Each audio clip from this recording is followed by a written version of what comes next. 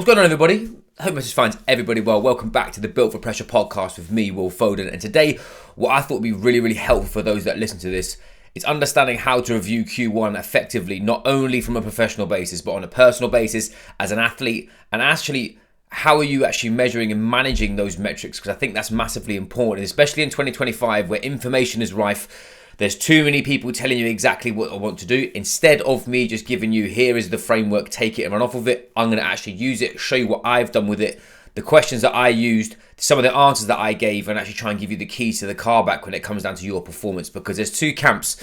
Some have gone through Q1 and felt like they're dominating. Some have gone through Q2, Q1, and they feel like a burning plane. And now they're heading into the storm that is Q2.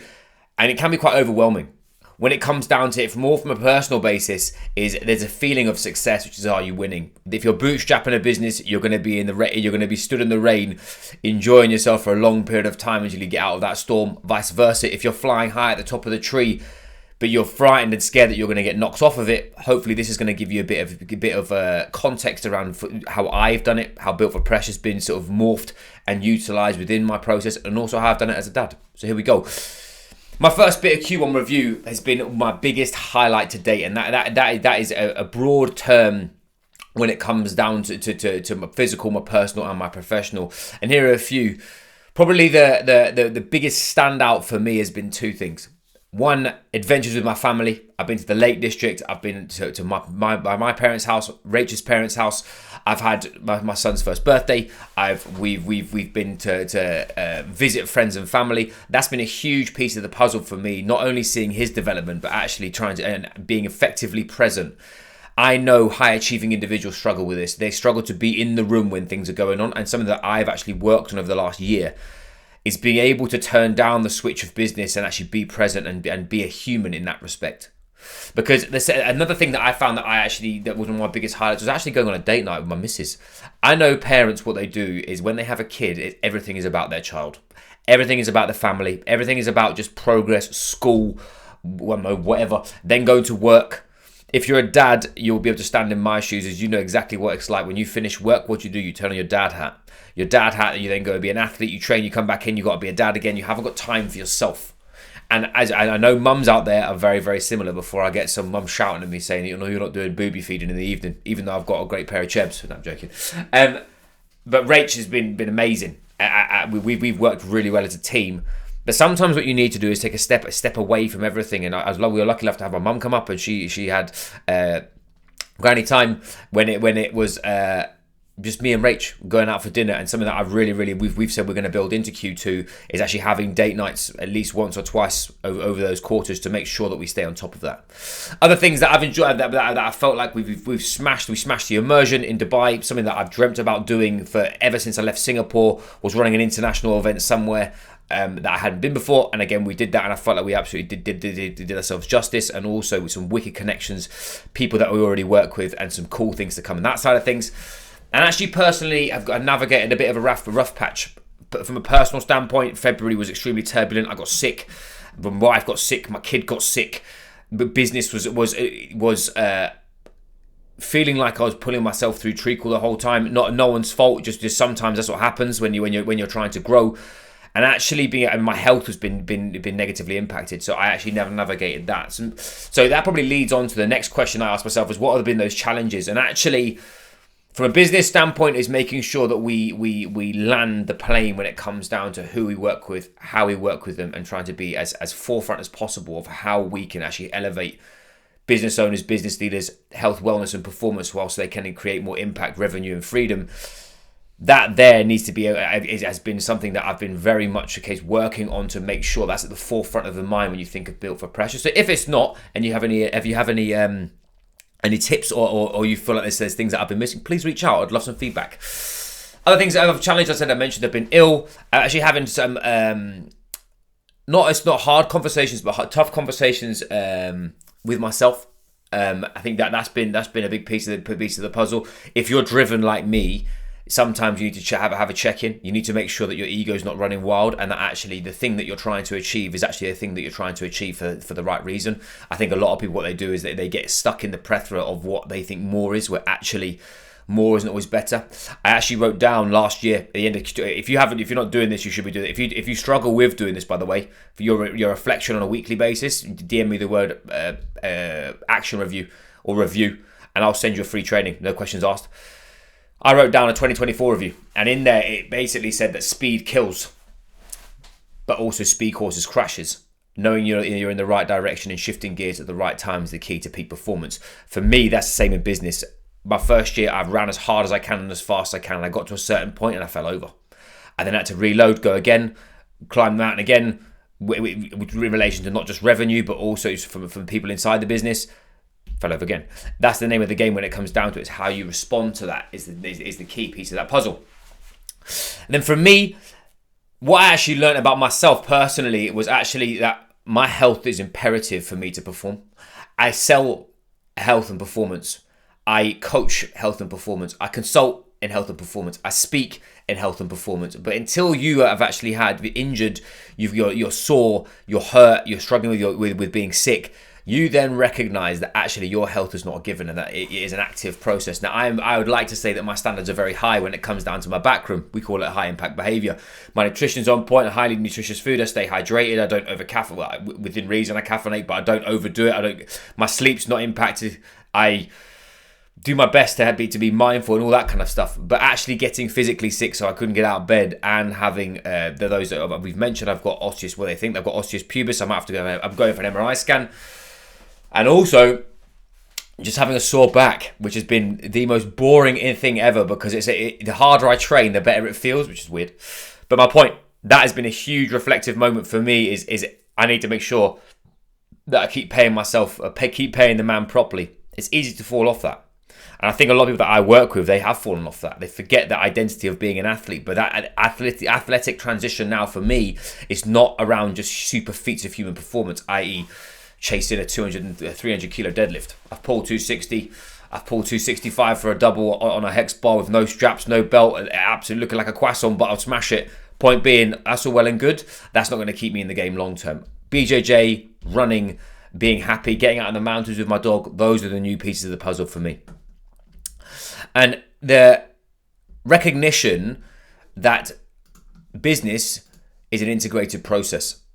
I am the first person to say to people that you will never have balance. But also in that breath, when I'm by myself and I've been struggling and I've been in the first part of my skill set's always been how do I balance? Sort of like example, I don't work on weekends. I don't answer my phone on weekends. But sometimes there needs to be more time in the week so I can have less time. I can have more time during the week to be present with my boy, i.e. whether we go swimming or we took him to his first day at nursery. His first day of nursery on Monday, absolutely smashed it. If anyone sees my Instagram, you'll know the teeth on the boy at the moment are hilarious. His smile was amazing, but more to the point. If I have ever looked at and sold balance, that was when I first started. But I've now learned understandings around integrating that process and integrating my business into my life. So my life then becomes my business is my life. I run a company that is global. I run a company that can be anywhere in the world. I choose to be at home because I like the structure and I actually love to. If anyone's watching this on YouTube, this can see all those 3 million wrinkles on my forehead. But my point being is I like structure. I'm not if anyone asks me about online business, if anyone's telling you that they're going to go sit in Bali for 4 hours a week and do absolutely fuck all, I would massively challenge you that you're not doing it right or you've made it. But if you gave me that life, I wouldn't want it. I'd be bored personally. But anyway, I digress. So next piece of the puzzle, a bit of reflection in relation to heading into the rest of 2025. What are my expectations? And my expectations are, for me personally, are I use metrics for finances. We're on course. We've hit the same quarter as last year. The ambition over this year is to add another 35%, 40% onto my top line. I have broken that down into numbers. I've broken that down into sales. I've broken that down into quarters, what I need in those sales. And I've also done that in weeks and months. Because I need to know exactly how much the gap is, how much I'm missing, what I need to do to make, and how many conversations lead to this, etc., etc. That's probably one of my biggest lessons and takeaways is for a long period of time, as people, if you're entrepreneurial and you've done this by yourself, you all know that it's all on you. I'm a marketer, I'm an accountant, I'm a coach, I'm an advisor, I'm a consultant, I'm also an athlete. I'm also someone who is a nutritionist. I'm a psychologist. I'm an NLP coach. There's so many hats that I need to wear. But when it comes down to my business, especially the last 18 months, it's been way more venom on my numbers. And you should always know your numbers. And I've always known my P&L. But being more reflective on that P&L and knowing actually what actions need to happen to make that to the next thing has been imperative for my growth. And the question that was posed to me, again, shout out to Joe Parrish, I got this off him, is do I need to raise my standards or lower my expectations? I think that is something that I took home from him as a friend, as someone who's mentored me. That there is imperative for your development. And people know that I'll talk about raising professional and personal standards and that kind of stuff. That's massively for me. I do it on an athletic basis. I do that from a mental capacity standpoint. I do that from a leadership and performance standpoint and a business standpoint. But when you're in the firefight of quarters and you're trying to fight, especially those who are in finance who are dealing with the end of tax year and that kind of stuff, I feel sorry for you. I'm filming this on the 1st of April and that's a rough time. But my point is, are you actually expecting too much from yourself? Are you expecting too much from your situation? Or are you not expecting enough? Are you just using it as an excuse, as a comfort blanket to just be out of shape, be a melted wheelie bin, or be a dickhead at work? Excuse my French. Because that's not on, and that's what I'd love you to understand. Because actually, what conditions are going to give you that in Q2? What's going to give you the keys to your car back when you're going to be at your best, and also when you're going to be at your worst? I think that for me, I know when I'm at my best. And when I'm at my best is that I'm in the middle of doing the thing. I'm in the middle of connecting with the thing. And actually, I'm learning. If I don't learn, I struggle. And one thing I also struggle with, which I've written down, is actually social connection. It's something that I talk about. We've got a seminar, 24th of May. We've got our first workshop in the UK. We're going to be talking around stress mechanics and understanding the sort of not only the physiological factors of stress, but the biomarkers you can track and actually manipulate, vice versa. Actually, how are you putting yourself in the right place to win is imperative, and that's where 2025 is just going to be a pressure cooker. And if you're not ready for that, I guarantee you're going to fall over. Just a little caveat: if you are in the UK and you are looking if you looked into what we've done and what we've done as a company and who we work with, and you would like to learn more, DM me the word mate. I'll tell you where it is. You're more than welcome to come, free of charge. We're just going to train, get big or die trying. And like I said, there'll be a piece to the puzzle of as long as you're ready to get after it and we want some energy. Anyway. What are your worst conditions? And what actually, when have you been at your worst in Q1? For me, as I said, my health was massively important to me and something that I really, really struggled with and that I've been very, very prevalent of. If any, there's two pieces of the puzzle that I haven't really disclosed on a podcast or anywhere else, but also from a point of, I am very finance driven and I've been for a long period of time, my identity sits on how much money I make.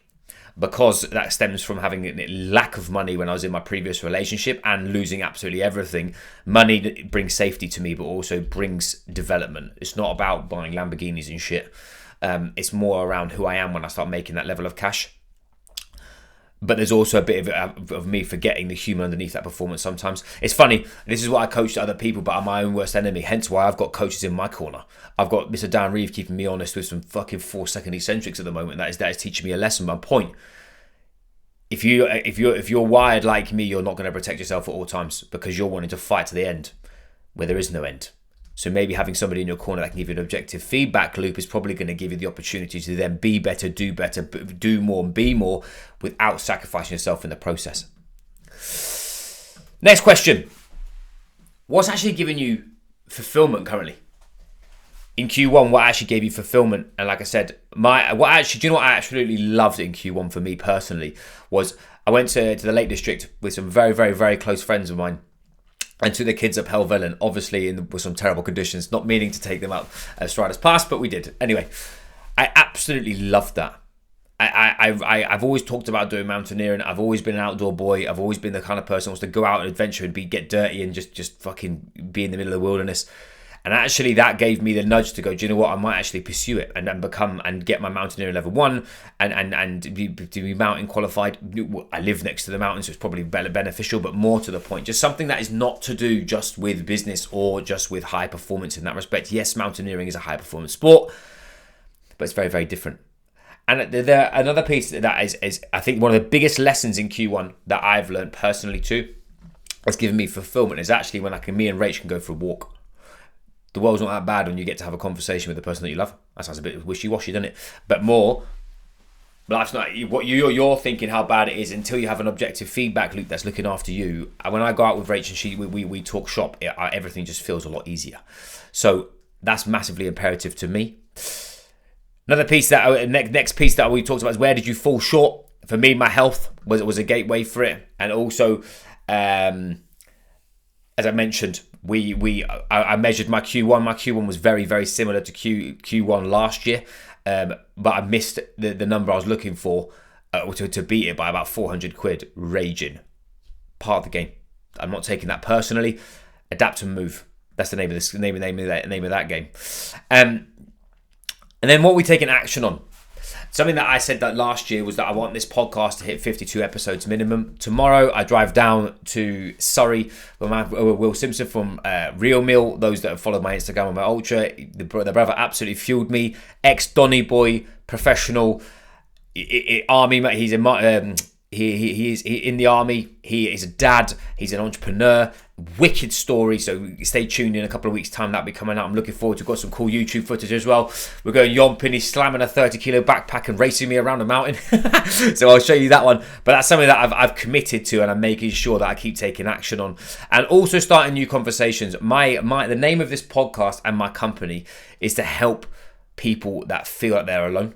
And you are the 1%, whether you like it or not. And nobody's going to understand why you keep wanting to achieve. They're not going to understand why you want to earn that much money. They're not going to understand why you want to build a company to 5x, 6x, 10x, whatever it is. You are an alien. But there is a 1% population that is the same as you. And that's what we're building, is we're building a professional consulting practice that not only builds connection in that realm, but gives you the keys to the car back and when you are feeling like you're up against it. And I think that's massive. And lastly, something else that I need to take action on is paying for help. I'm the worst person at spending money for myself. I will happily spend money for my wife, for my house, my friends, going on holidays, all that kind of shit. But when it comes down to paying for an MRI scan, for example, it's taking me 2 weeks to do it just because it goes to the bottom of my list. I need to change that, because if I need to look after me, and also, but the reason why I don't is because I can suffer, which is not a good thing, and I need to be careful of it. The actions that I've not done is the next question. And the actions that I've not done this quarter is I haven't really got that many that are not just my health relation. From a business standpoint, I've had one of the best quarters I've ever had. From a business development standpoint, from who we work with, from what we've done inside our company, running the immersion, getting some amazing new clients on board. Some other clients have graduated my program, especially Samantha G. If you excuse my French, if you look on my Instagram or LinkedIn, this lady lost 50 kilos with me. Looks incredible. One of my favourite people, but it was our time. It wasn't a bad breakup, but my point, she got the keys to her car back with her performance, and that was hugely beneficial for not only me, but for her too. Next question I asked myself was something that I changed my mind on. And something that I changed is how I approach my business, and that I'm not indestructible. I think sometimes you get to a point, I'm 36. I will never tell you that I'm too old to do something, because I think that's absolute fucking bullshit.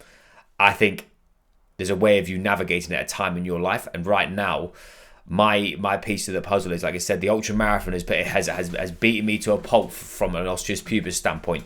It's learning how to deal with that better, because I can't just go. As I said, sprinting and running up mountains at the moment is a no-go. So I must take my ego out of that and earn the right to go back to it. And what I've been missing is, like I said, seeing people. I think connection's key. And this is why we're building in more points of contact in the UK. Singapore, will be coming out to the guys and ladies in Singapore in July, currently in the beginning of July. We're just finalising that this week. We're then trying to go into the UAE again, to Saudi. That's on the cards too. So some wicked stuff to come. So I'm looking forward to that.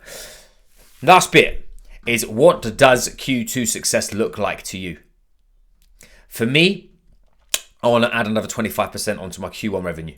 That's what I've written down. And again, like I talked to you, I know how much money that is. I also know how many sales I need to make. I also know what days what months I need to do that. That's all locked and loaded. Actually, I'm going to go on holiday with Rach again. And that's something that success to me is taking 4 or 5 days where I'm still going to be working, but I'm going to be in the sun watching my boy enjoy himself in the pool and actually doing what I said that I was going to do. Is life's not all about work, and making sure that I have got that downtime is massively important to me, but not only to my family. And that's what I will be doing. and going from there. And then understanding what I'm not going to compromise. I'm not going to compromise. As I said, I don't compromise on my family. I've seen too many people destroy their family for their business. I've seen too many people destroy their family for chasing, I don't know, whatever, fame or athleticism and all this other shit. Not happening. Not in my house. And as I said, we're looking to be like bamboo. We're not looking to be brittle and rigid, because rigid things break. But more, I want to make sure that I do what I say, i.e. when my boy gets up, I get up with him first thing in the morning and have an hour or 2 hours with him, game on. I try and have lunch with my son if I can. I say goodnight to him, and that's really important to me. That is not normal. Yes, some of you listening to this are in corporate environments, so you can't do that. How are you actually going to take the pressure off? That's what I would say. Whether it's a case of on the weekends, you take them and let your missus have some downtime, whether it's or son or husband or whatever. My point is, what you need to know what you're not willing to compromise on. And lastly, when I'm looking into Q2 afterwards, who do I need to be to actually get to the heights that I want to? I run, at the moment, a lot of my lenses through the professional realm. Money orientated, sales orientated, from a place of how many people I can help. We're not at capacity at the moment. I've probably got I could take on about another 10 or 15 clients max on a one-on-one basis, and in that I'll be at a capacity which will be a different ball game. But would I take more? Of course I would, because I believe that when you're in a position to help, you have to get to a position where you can't help anymore to then be able to get more help, because you've got more revenue in your business, etc., etc. This is not something that I've come to learn, is that, especially Built for Pressure, is I don't want it to be the Will Foden show for the whole time, and that's part of the game, is building a team around me that does that is more specialist in areas than me, and they will help, and we'll be building a team of specialists that will treat you like a professional athlete. And I think that's where I want to take this, is I understand that professionals have got a different ball game of pressure than others, and they are going to need to have specialists in certain areas that can help them even more than me. I give my clients absolutely everything. There's only so much that I can do. Whereas if you're a female and you're asking me about menopause, I can tell you the science about it, but I haven't got a womb. You know what I mean? It's or I don't have periods. It's one of those things where it's like I want to get specialists in. So anyway, I digress.